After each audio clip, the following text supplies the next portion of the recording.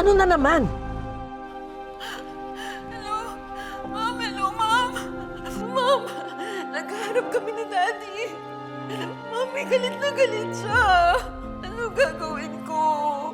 Hindi ko alam.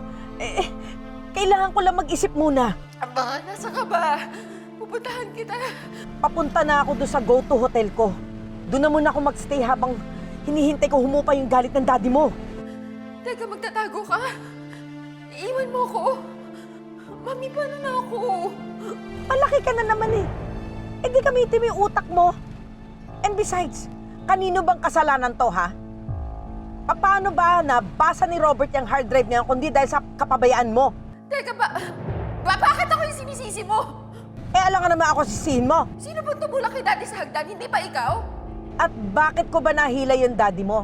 Hindi ba para itago yung sikreto mo? Na hindi ikaw ang tunay niyang anak? Kung hindi ka nagpabuntis kay Carlos, hindi mangyayari to! Talaga, dahil malamang hindi kita naipanganak. Sana nga hindi kita naipanganak. So ganito na tayo ngayon? Kinampihan pa naman kita? Tapos iiwan mo ako sa ere? Wala kang kwenta! Zoe! Hello, Zoe!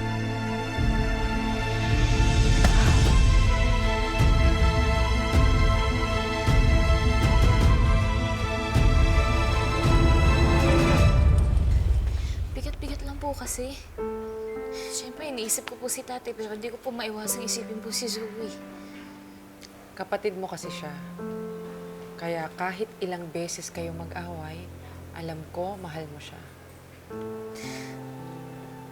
Pero nakakainis lang po kasi talaga.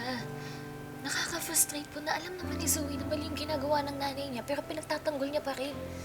Maybe, she's afraid of Ninang. Kung totoo nga, na kaya ni Ninang hilahin sa hagdan si Doc RJ. That means she's capable of anything. Kaya sana nga po, mahanap na po ni Tatay si Ma'am Moira. She can't hide forever, Annalyn. Makikita at makikita rin siya. Oh, kumain ka na ba? You want to order something?